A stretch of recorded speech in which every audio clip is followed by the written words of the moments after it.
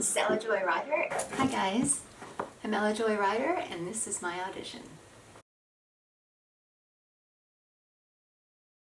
I am 33 again, and I am originally from Pennsylvania, but I moved to Texas when I was 2. So I consider myself a Texan, and I live in Houston in the home that I bought by myself, and I live with my dog.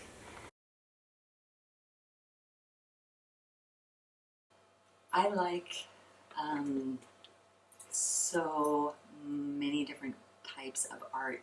It's kind of like music in the sense that, like, it just depends on the day and how I'm feeling at the time, you know?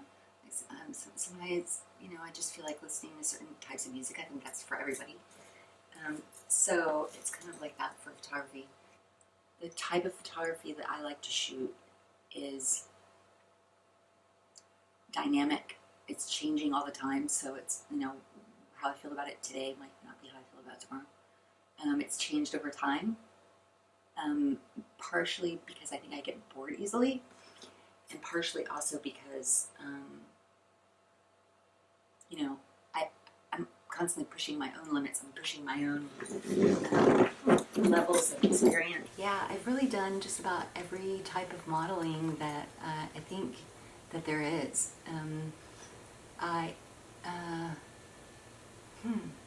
Yeah, I think I've done every kind of modeling. I started out in runway when I was 15 and worked for Neil Hamill at an agency. And let's see, over the years I've done fitness modeling, bikini modeling, wedding, bridal, and boudoir arts modeling is really what I'm known for now. I really enjoy that the most now. It allows me to express my creativity a little bit more. And but fashion, I've really done a little bit of everything. And one could say maybe I get bored easily, but I've been doing it a long time, so I like to adapt and change and expand my skills and my experience. So there really isn't a genre that I haven't done that I won't do, and I think it's all art, and it all has its own place, and I've enjoyed every genre that I've been in, and mostly body painting. I've really enjoyed that just because you become a canvas and you get to appreciate the temporary quality in it, where it is in the moment and in the now. You're being painted. You are the art, and you know, just watching the painter's face, like when, you know, they're painting you, and they're just, you know, it's, you get to be a part of it, and it's just really, really beautiful and very cool experience.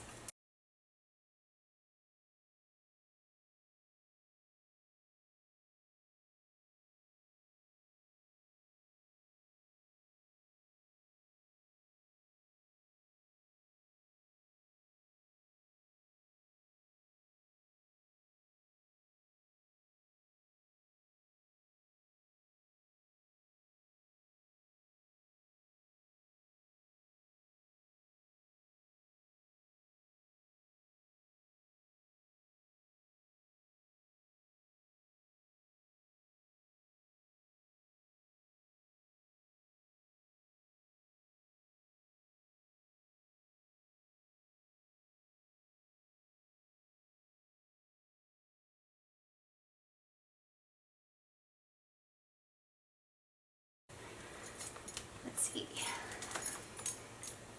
I am 5'11". I am all legs, and let's see, my measurements are 36, 25, 35, and let's see, I am 135. I've pretty much been the same since high school. Like, I haven't really changed much. I still actually can wear the same clothes, and I still actually have a couple things in my closet, I think, that I had since high school. That's how much I haven't changed much, and how much, obviously, maybe I'm a hoarder a little bit.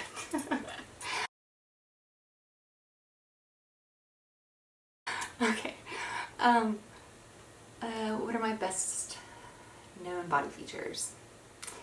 My legs.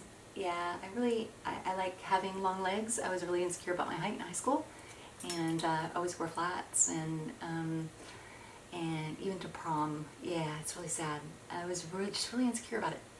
And when I got to college, I just kind of said, um, I just didn't care anymore. I started to really value myself and love who I was and embrace it. And so I started buying the tallest heels I could find, and I've done it ever since. So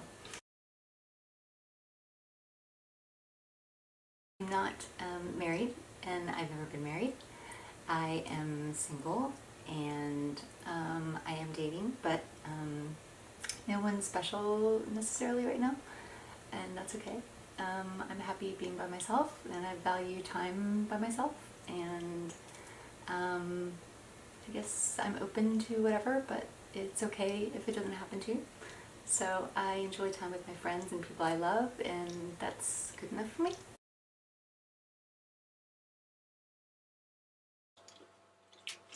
I'm in a lot of relationships now. I I have a traditional list viewpoint on a lot of things to do with romance and relationships. I don't believe that just because you care about one person means that your heart's busy, it's caught occupied, and like you can't care about other people. It doesn't compute with me. I think that people that are in monogamous relationships are either cheaters, liars, or both. I think that people have a tendency to want to hold on to something that feels really good to them. Love, it feels great, and it's wonderful, it's beautiful, it's the most beautiful human emotion there is. Besides joy, it is an incredible feeling. And when people sense that and they experience it, they want it to continue, and they will hold on to it, and they will, they don't want it to dissipate. And that's when the crazy sets in people, and they go cuckoo birds. And that's the whole fine line between like love and hate. It's like that passion where like people like start getting controlling, right? I I am I'm against that whole movement. you know, Mm-mm. Don't feed that. And the best way that I've found for myself, and it's just for myself, the best way to ensure that I don't allow room for crazy in my life is to just be completely honest and open with people about how I feel and what what my expectations of people are, and where I'm willing to go with my own commitments, because I care about a lot of beautiful, beautiful souls, and sometimes those connections go further than platonic like relationships, whatever, like platonic. I guess that means like not sexual, right? I don't know, but all of my relationship boundaries kind of blur and blend, and I don't define things really. And so I have different levels of different friendships. If there were levels, I guess mine it's less levels and more like a hill, you know. Um, I it just it doesn't feel normal for me to feel like there are rules that people are locked into, because emotions are dynamic and ever changing, and to make promises today about how you're going to feel tomorrow seems illogical and unfair, and that's really when people start getting disappointed, you know, and when people start getting angry because you broke a promise, or, you know, I can't promise anyone anything for how I feel tomorrow. I just can't. And any time I have in the past, it has been just to make the other person feel better. And that's not right, because you're setting them up. You're setting them up for being hurt. And I'm an empath, and I don't like hurting people. It hurts me. It hurts me deeply when I hurt people that I care about. It hurts me in my core. I feel it, and you know, I am really careful not to impose that damage on another person's heart, because that is the worst feeling, human emotion. That's you know, love is up there, and it is, you know, equally proportionate to how terrible it is. It is devastating and paralyzing and difficult to get over. So I'm honest, I'm straightforward, I'm really careful, and I'm intentionally conscious of it, you know, to make sure that people don't have unfair expectations of me. And then I just kind of hope for the best. I've lost people that are forever, you know, cherished in my heart, and who grew to hate me or resent me because I wouldn't, you know, didn't want the same thing that they wanted, and which I saw as being unrealistic in the long run. And then really, that's what it's about. It's about the long run. Because you can have short run all kinds of stuff if you don't want that person in your life anymore. You know, I go for, you know, I'm going the distance, and I'd rather have a whole lot of very special friends and end up with the family that I've gotten to pick, you know, when I get older, than have, you know, very intense, like short, you know, unrealistic relationships, and end up alone, you know. That was the pattern that I saw myself in for, you know, a long time in the past, and I grew from it, and I decided that that wasn't how I was going to go about things anymore, because I love people. I don't want to fight. I don't want to, you know, not have people that I care about in my life, you know, just because, like, you know, you know, you get settled in things, and things change, and you know, we're not meant just for one person. We're meant to grow and to interact and learn from people, and you know, we are all interconnected, and we didn't, you know, partnering up or whatever, like, that's great, and it's awesome, and it's beautiful, and you can still do that. I've done it, you know, just recently. I mean, I'm not in a relationship now, but I have relationships that have, you know, been not controlling and not jealous, you know, not possessive and fear-based, you know. Oh, I'm afraid that they're going to leave me. Why wouldn't you want somebody that you love to be happy? Like, if love is free, it can't go anywhere. There's no leaving anything. Like, it's impossible. It's against the laws of physics, right? Like, you can't create or destroy energy. Like, it's right up there, ask Newton. So, you know, that's how I feel about romantic relationships. Romantic. I am in a relationship, yes. I'm in a relationship with my happiness and others. And that probably will never change. So, I've been loved many times. I love love. Love is great. It is great.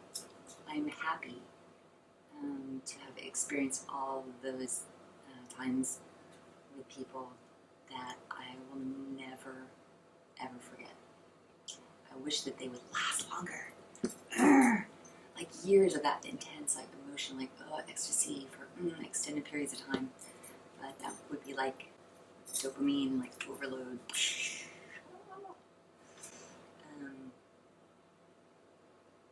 They last as long as, people will let them, So I'm grateful for the experience. Dopamine, like overload. Dopamine, like overload.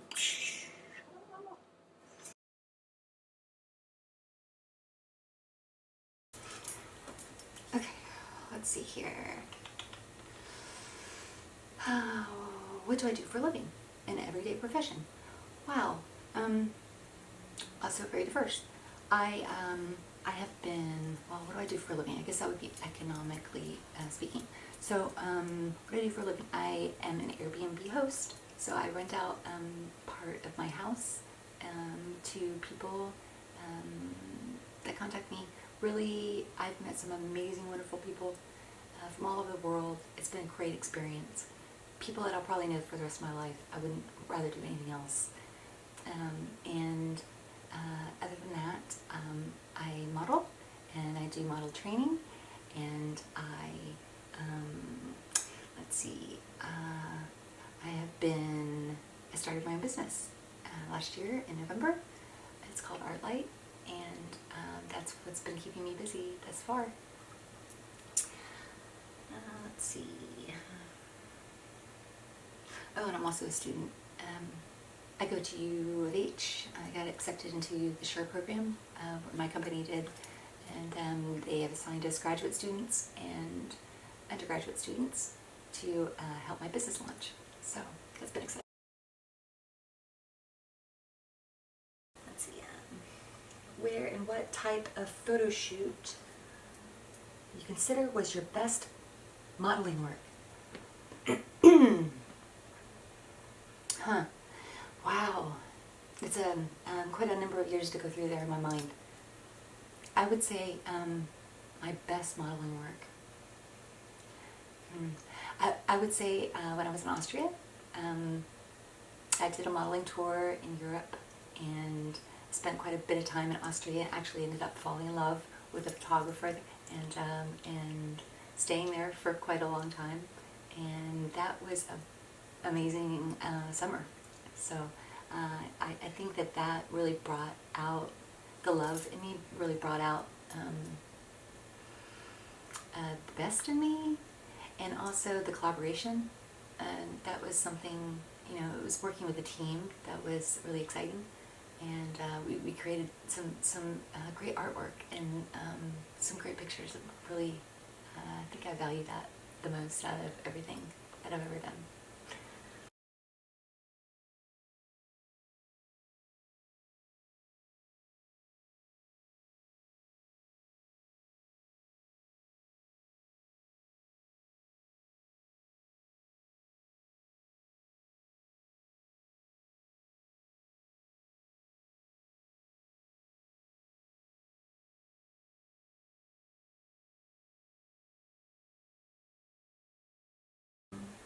Where was your best vacation destination? I think I just answered that question. There have been so many wonderful places that I've seen all over the world. I just want to cry when I think about it. The world is a huge place. They say the world is small. It's actually not true. That was coined out of something that Walt Disney, like his ride was too small, but the whole "it's a small world" like thing is not true. It's actually a very vast world, and diverse, and amazing, and I think I would probably say my favorite vacation spot is probably somewhere on the Amalfi Coast. Also, Belize is pretty great, and Greece is pretty great. And well, there's a lot of really great places in the U.S. too. Miami is actually really great. I love Miami. Great night spots, great everything. Just Miami rocks. What do you do for relaxation? I play chess. I play chess, and it doesn't sound like a really very relaxing thing to most people, but it actually surprisingly relaxes me. Playing chess since I was a little kid. My dad taught me originally, so I really find it relaxing, and it just kind of like takes my mind away from everything else. But I also, what do I do for relaxation? I cuddle my puppy, my Rocky Rah Liquor Show. That's his name, Rocky Rah. He makes me relaxed. Yeah, I really enjoy spending time with him. He just brings me so much joy, like constantly. He just always makes me laugh every day, and it's just a lot of fun.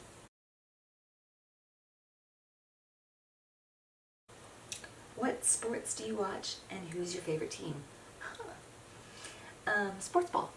I like basketball because I used to play in high school and junior high, and it's just one of the sports that I've always just really enjoyed. And let's see, who is my favorite team? I'm gonna go with the Washington Wizards. Work check.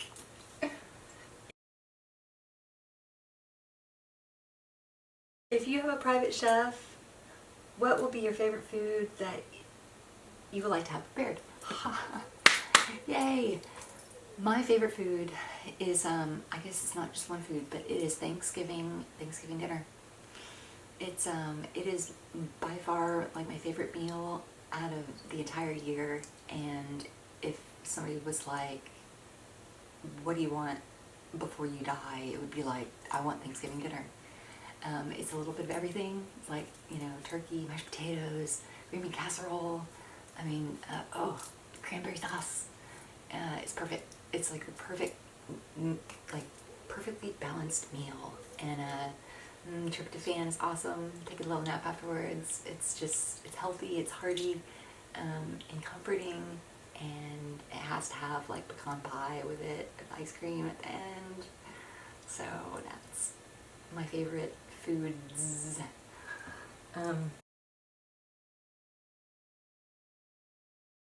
What's on the top of your bucket list?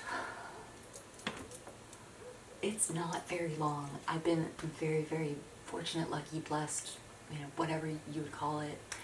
I have lived an amazing life, and been very fortunate to do a lot of things. I've made it a point to live with intention and do the things that I really have always just wanted to do. Like, I don't wait until later, because you never know what life is going to bring. And so, but there are a few things still on my list. Mainly, I really, really want to see the bioluminescent, I think it's plankton. Is it plankton? In the water. I've always wanted to like swim in like with lights. I think it's just so awesome. I just always want to do that. I don't even know where it is. I think it might be in Puerto Rico. I think it's in different places in the world actually. But I think it was in California once even. But that is on my bucket list. My bucket list also contains seeing the Aurora Borealis. I've always wanted to go and sleep in one of those ice igloos, and where you can like see the ceiling, or like see out the ceiling, and I think they even have like beds of ice and stuff. I don't know. I think that's in Alaska, but anyway, I have a thing with lights, and natural lights. It's just it's energy, and guiding, and rejuvenating, and beautiful, and colorful, and it's probably the best light show in the world. So I have to see that sometime, like really soon. And let's see what else is on my bucket list. I want to take my mom to Ireland. So I've kind of been planning a dream trip in my head with her. So one day I'm going to take her. It's going to happen. That's definitely on my bucket list. And then the other thing on my bucket list is I'm in the process of doing it. I'm building my dream. I'm building a vision for my company. And it was a gift to me that I believe was it wasn't my idea, this business plan. This business idea wasn't my idea at all. It was a gift from a power greater than myself. And it was shown to me last year in June. I almost died last June. I was very sick for a long time. I actually have been sick, and I think that's leading into the next question, isn't it?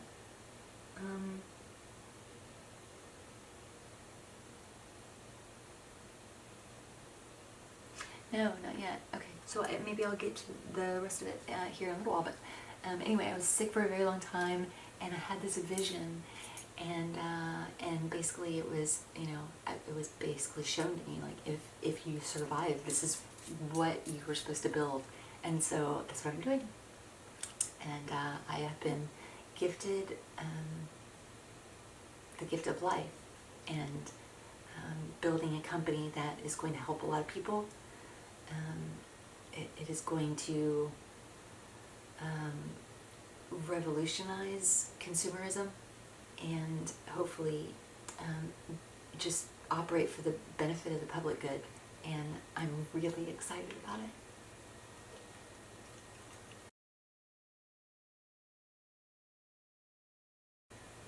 So are you a spender or a saver when it comes to money?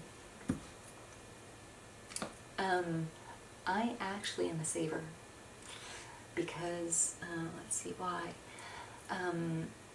Because resources are power, and resources are safety. It is smart to utilize your resources in a very strategic way. And so I'm not careless with my resources, because you never know what the future holds, and the last thing that you want to happen is for something to catch you off guard in life, and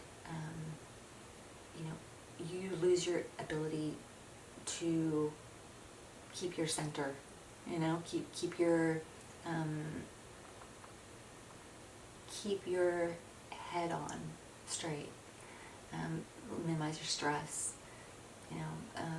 avoid losing assets, things you've worked hard for years, things like that. So I try to be a saver. I try to do it as much as I can. So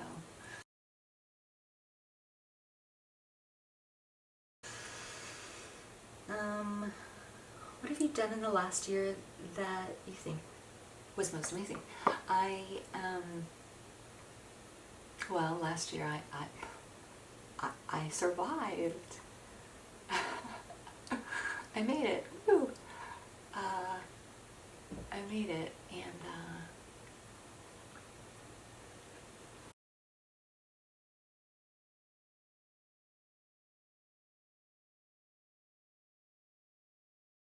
the World Body Paint Festival is in Austria every year, and it is a global conglomeration of body paint artists and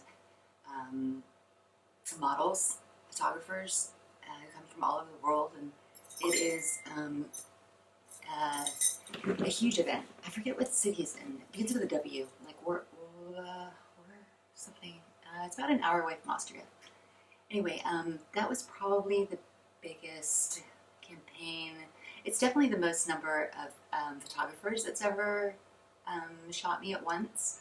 I think there were maybe like 200 or maybe 250 or something like that, press in the VIP area that had different stages set up, and and then actually on like the main stage, I think there were thousands of people, and all looking at me.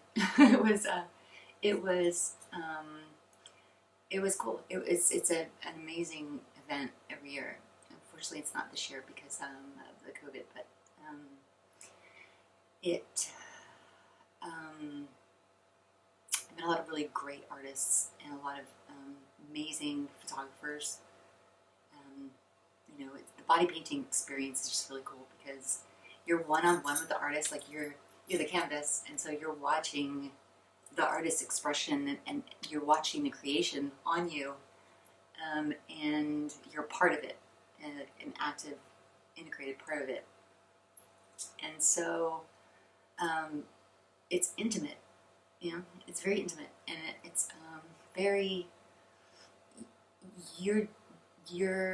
it's kind of like fashion in a way, like you are presenting an artist's creativity and vision and skills, talents to the world, like you are the presentation. So it is, it's an honor, really, is what it is. I was the model for Diego Borinda, who is a Italian painter. He paints cruise ship mural ceilings, and he paints all kinds of things, big mansions for people. And we got 37th place out of like thousands of artists. And so yeah, we were in the global, like the world brush and sponge competition. So it was an awesome experience.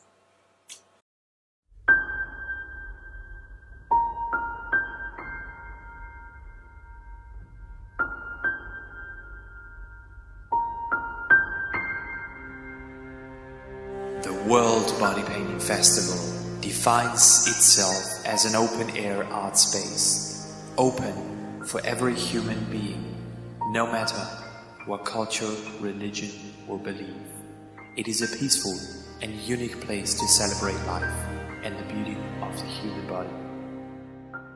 Artists from around the globe transform this space with creative, innovative, provocative, and beautiful ideas into their home.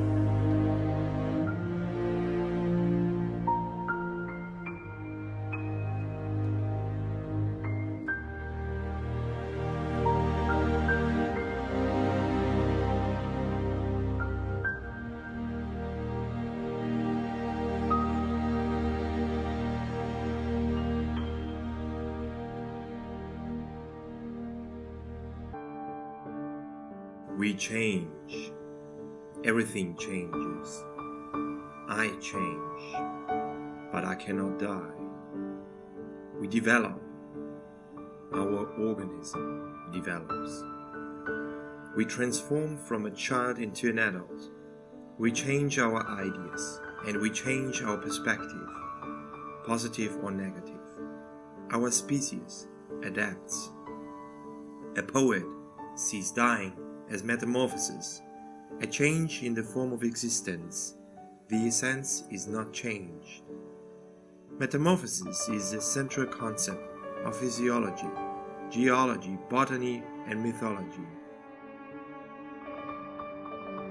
Metamorphosis, the art of transformation.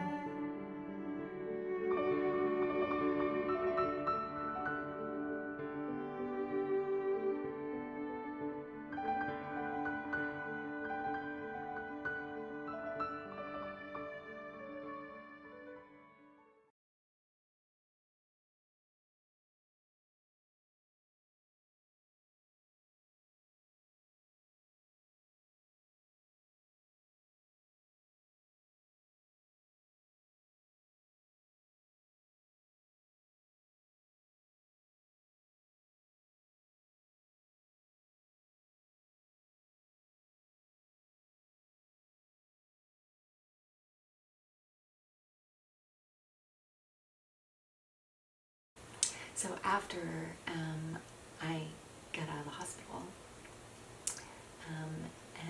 so to back up the whole story from the beginning, I was in college, ran 3 miles a day, was an A student, I was in my prime, I was working, I was a pre-med student, I was working on my anthropology degree too. Everything was perfect. It was great.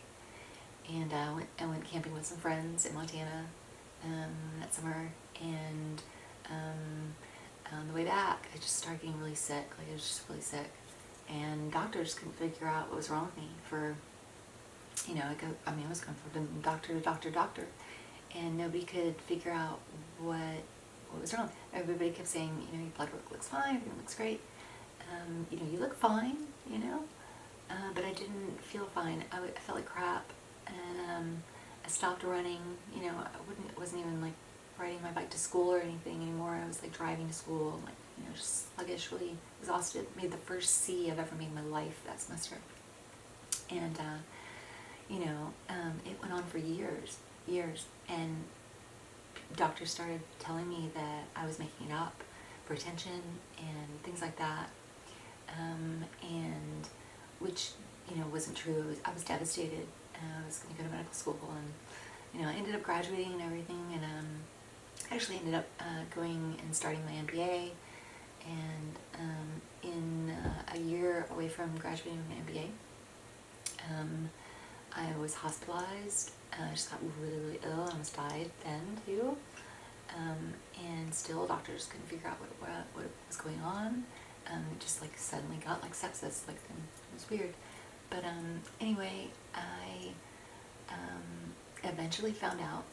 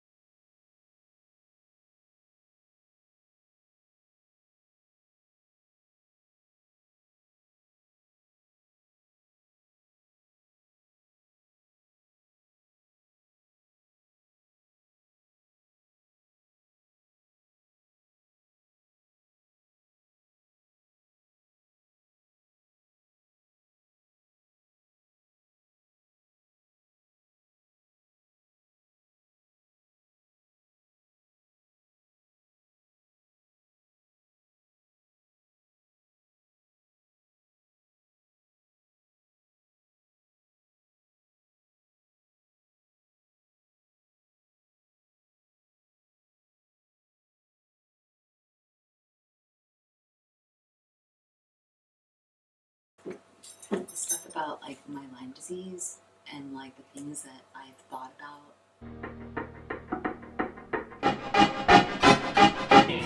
We know it or not, we are influenced by propaganda. We know it or not, we are influenced by propaganda. We are always influenced. Propaganda does not allow people to think. In the depth of my illness, I really haven't been ready to process all of that. It was a very difficult time for me, and it was just so much that after my treatment and during my treatment, I was just kind of like rebuilding and strengthening and restabilizing, and really just I reached a point where I was so exhausted emotionally and physically, and I was beat. I was beat, and it was difficult for me to process, and still is. Probably up until just recently, like to the point where I couldn't even look back. Like I was moving forward. This second half, chance of my life or whatever. To like this is like it was a new start. And so just recently, have I been prepared, able, and strong enough to go back and like kind of think back on all my memories from all of that, which are disturbing to me, embarrassing even, and I don't really get embarrassed, but you know, it was a very difficult state to be in, and a lot happened that was traumatic for me psychologically, you know, for a long time, and it was very painful.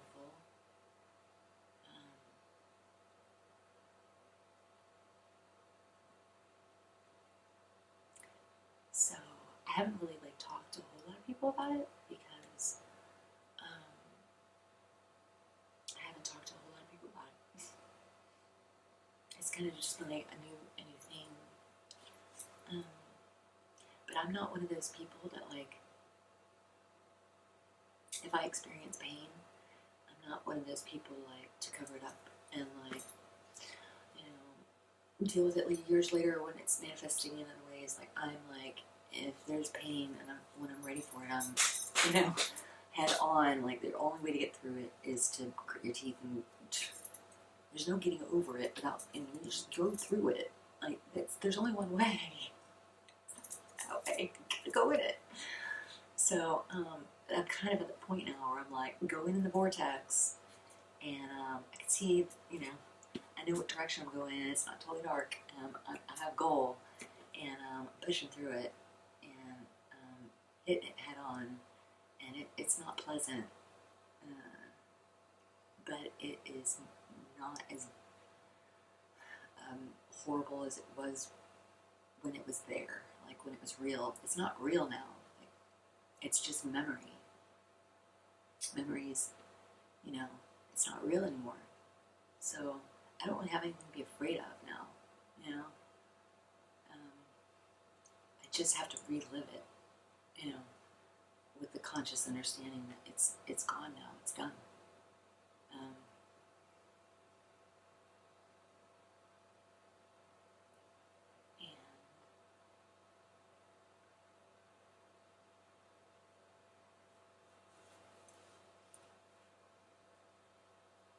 I'm really grateful for that.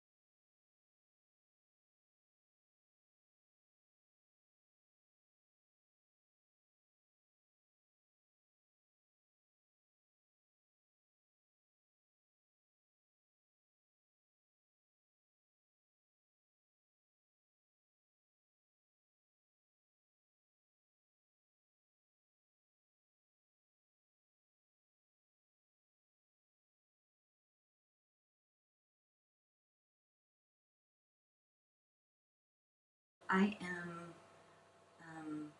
like everyone else, a sponge. Like I'm, you know, I like adaptation. So these days, I would say it's probably arts modeling, just for the simple nature that art modeling is a make your own adventure. Anything goes. There are no rules.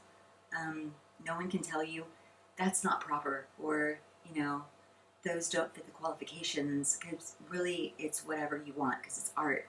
It is your own. No one can take it from you. No one can change it. No one can judge it. People can critique it, and everyone has their own opinion, but everything is whatever you make it. And it can be a black, photograph, and you can call it society or whatever, it's whatever you want it to be. And I kind of like that, that means that my own creation or creativity can come out and be expressed, and no one's saying like, oh, that pose isn't proper, or you need to really like stick out your butt more so that you curve, because that's what it looks sexy. Like, I can just be like, or whatever, I look stupid, or it's art, so no one can say I'm wrong, which is fantastic. That means I can do whatever I want, and I do that.